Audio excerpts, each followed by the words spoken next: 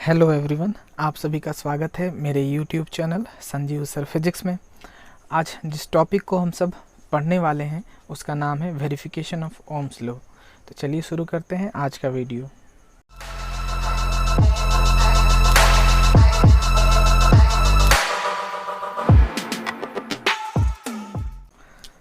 इस वीडियो में हम सब सीखने वाले हैं वेरिफिकेशन ऑफ ओम्स लॉ के बारे में। इस टॉपिक का दूसरा नाम है कैलकुलेशन ऑफ रेजिस्टेंस। ठीक है, सो कैलकुलेशन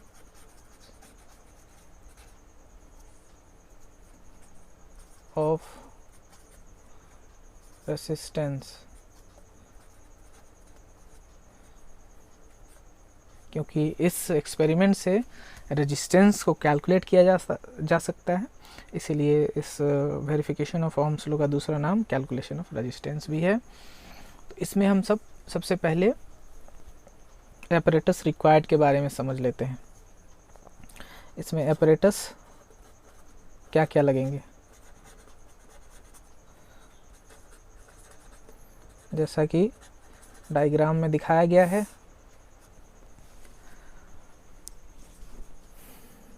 इसमें आपको ये कनेक्टिंग वायर, सबसे पहले तो कनेक्टिंग वायर चाहिए। दूसरा चाहिए बैटरी। बैटरी की जगह में बैटरी एलिमिनेटर भी यूज़ कर सकते हैं।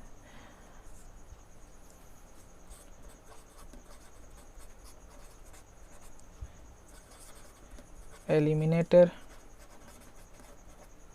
ये बैटरी का काम करता है। तीसरा चाहिए की। चौथा चाहिए रियोस्टेट।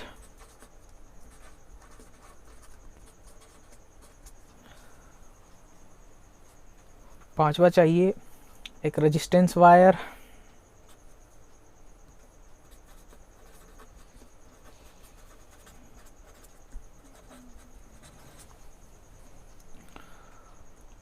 जिसका कुछ लेंथ हो, कोई सर्टेन लेंथ का रेजिस्टेंस वायर।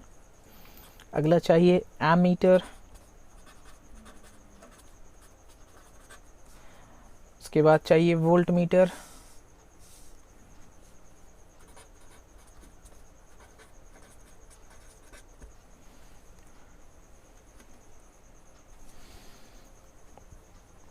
इतने सारे डिवाइस को हम सब इस सर्किट के अकॉर्डिंग अरेंज करेंगे। यहाँ बैटरी कनेक्ट करेंगे, बैटरी के पॉजिटिव टर्मिनल से एमीटर के पॉजिटिव को कनेक्ट करेंगे। एमीटर के नेगेटिव से रेजिस्टेंस को कनेक्ट करना है। इस कंडक्टिंग वायर, ये कनेक्टिंग वायर है, इससे यहाँ ये रेजिस्टेंस कनेक्ट हुआ है। ठीक है, रेजिस्टेंस वायर। और इससे फिर से वापस आते हुए यहाँ रियोस्टेट कनेक्ट हुआ है। रियोस्टेट एक वेरिएबल रेजिस्टेंस प्रोवाइड करता है। ठीक है, ये प्रोवाइड करता है वेरिएबल रेजिस्टेंस। ठीक है, करंट को चेंज करने का काम करता है। ये सर्किट को ओपन या क्लोज करने का काम करता है। ओपन में करंट फ्लो नहीं होता है, क्लोज में करंट फ्लो होता है। ठीक है, सो की जब ओपन हो, की जब ओपन हो तो करंट फ्लो नहीं करता है। Current does not flow. की जब क्लोज्ड हो, की जब क्लोज्ड हो सो करंट फ्लो करता है। क्लोज में ये डॉट को दिखाते हैं, ओपन में इस डॉट को नहीं दिखाया जाता है। अभी ये क्लोज है। ठीक है, ऐसे सर्किट को कनेक्ट करने के बाद हम सबको रीडिंग लेना होता है। इसके बाद हम सब रीडिंग लेना शुरू करते हैं। रीडिंग लेने का प्रोसेस क्या है, यहाँ से रेजिस्टेंस को चेंज करना है, इस रियोस्टेट को स्लाइड करना है और एमीटर और वोल्ट मीटर दोनों का रीडिंग नोट करना है। एक चीज़ यहाँ ध्यान देना है, एमीटर सीरीज में कनेक्ट है और वोल्टमीटर पैरेलल में कनेक्ट है ना। इन सबको पहले आपको बताया गया है कि एमीटर और वोल्टमीटर को कैसे कनेक्ट किया जाता है। तो इस स्लाइडर, यहाँ स्लाइडर होता है रियोस्टेट में, इस स्लाइडर को चेंज करके करंट और वोल्टेज का वैल्यू मेजर करना है। ये क्या ये कौन सा वैल्यू देगा, ये देगा आपको करंट, ठीक है, एम्पियर में देगा, ठीक है, और ये देगा आपको वोल्टेज का वैल्यू, ठीक है, वोल्टेज या पोटेंशियल डिफरेंस किस में वैल्यू देगा, वोल्ट में, ठीक है, रेंज के अकॉर्डिंग होगा, अगर वोल्ट रेंज होगा तो वोल्ट में देगा।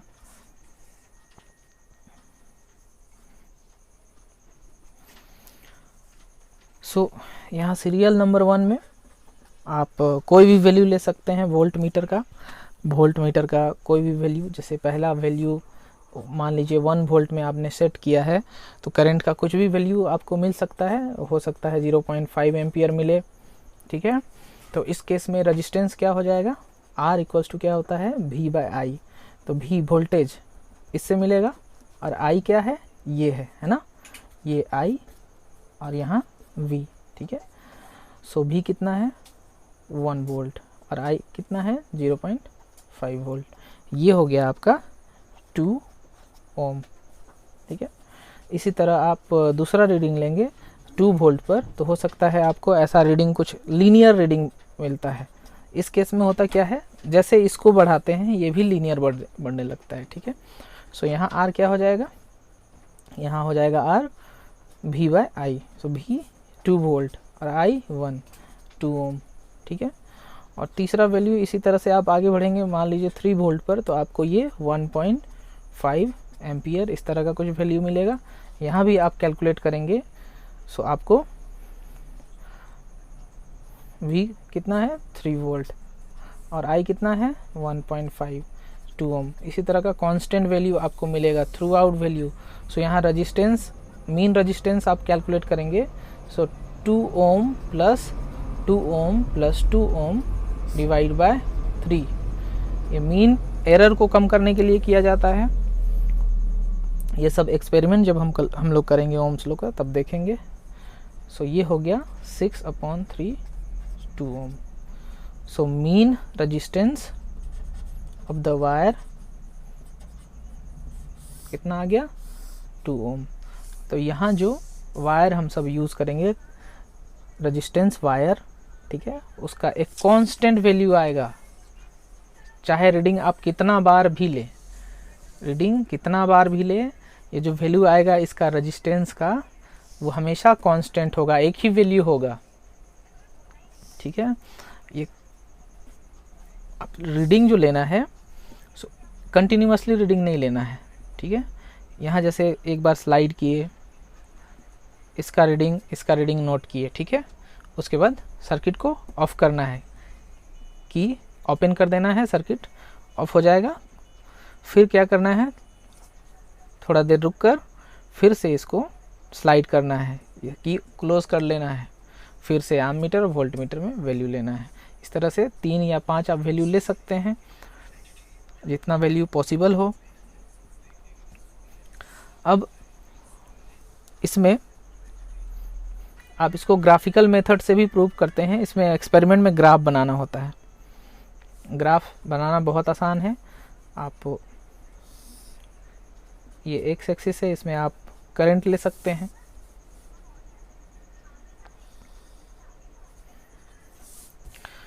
और वाई एक्सिस में वोल्टेज या पोटेंशियल डिफरेंस, ठीक है, वोल्ट में, इसमें वोल्ट में, और इधर क्या लेंगे आप, करंट एम्पियर में, ठीक है। सो एक कांस्टेंट वैल्यू आप इसको मेंटेन करते जाएंगे। करंट का कौन कौन सा वैल्यू, सेम वैल्यू का आप ले लें, 0.5 एम्पियर, 1 एम्पियर, 1.5 एम्पियर, और इधर 1 वोल्ट, 2 वोल्ट, 3 वोल्ट, ठीक है। सो इस वैल्यू में वोल्टेज का वैल्यू 1 है तो करंट का वैल्यू 0.5, या फिर करंट का वैल्यू 0.5 है तो वोल्टेज का वैल्यू 1। सो पॉइंट मिलेगा आपको यहाँ कहीं।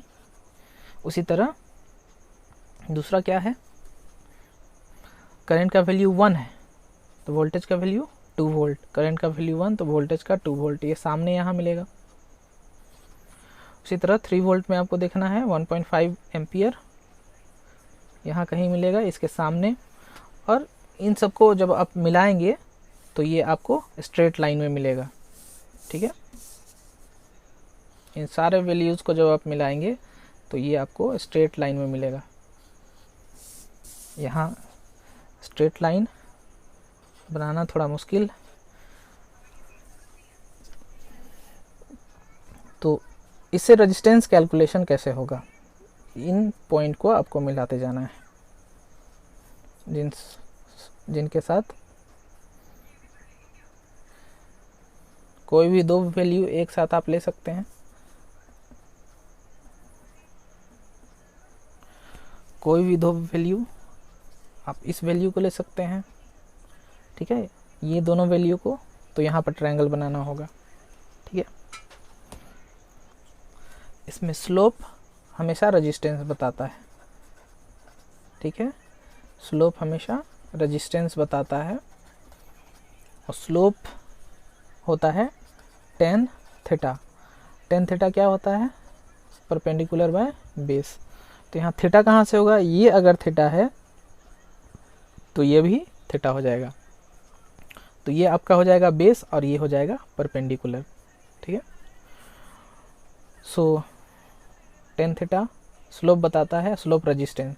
सो रेजिस्टेंस होना चाहिए परपेंडिकुलर बाय बेस।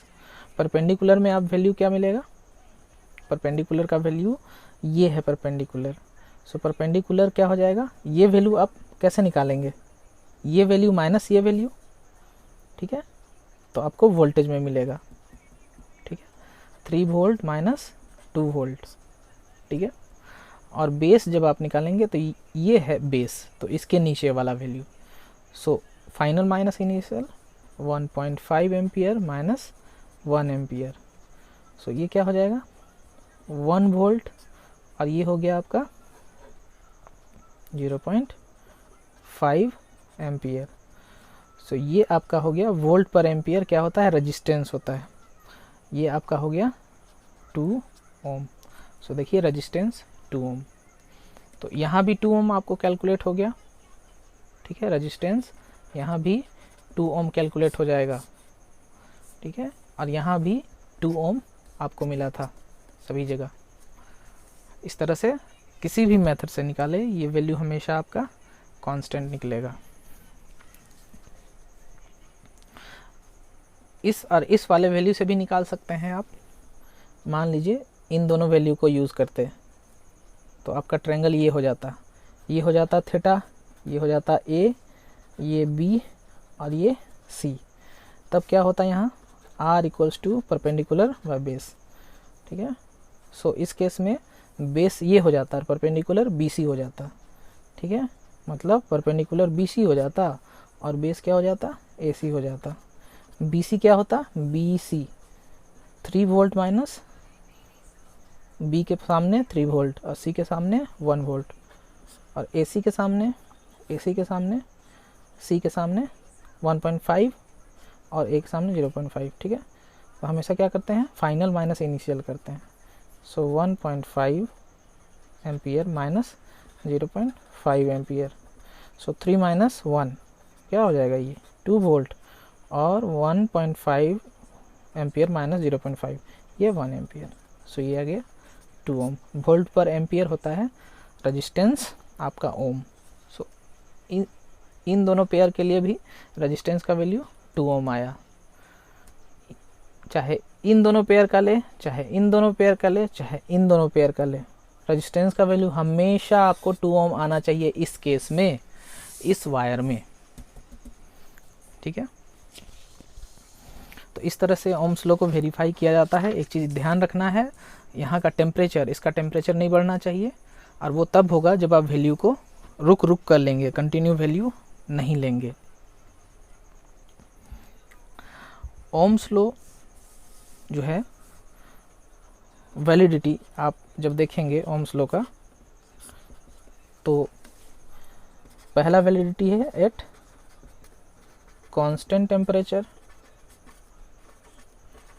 फिर हम लोग हायर क्लासेस में सेमीकंडक्टर वगैरह पढ़ते हैं, तो सेमीकंडक्टर के लिए वैलिड नहीं है, ठीक है। Ohm's law is not valid for semiconductor, ठीक है। और इंसुलेटर तो होगा नहीं, क्योंकि इंसुलेटर तो कंडक्टर है नहीं। कांस्टेंट टेम्परेचर के साथ साथ क्या होना चाहिए, और भी फिजिकल कंडीशन को कांस्टेंट होना चाहिए, ठीक है।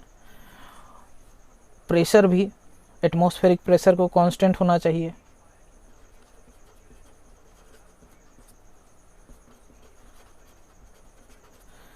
कांस्टेंट होना चाहिए।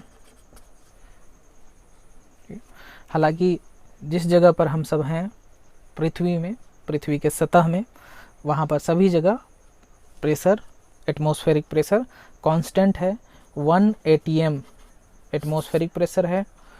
तो इस फैक्टर को ओमिट किया जाता है हमेशा।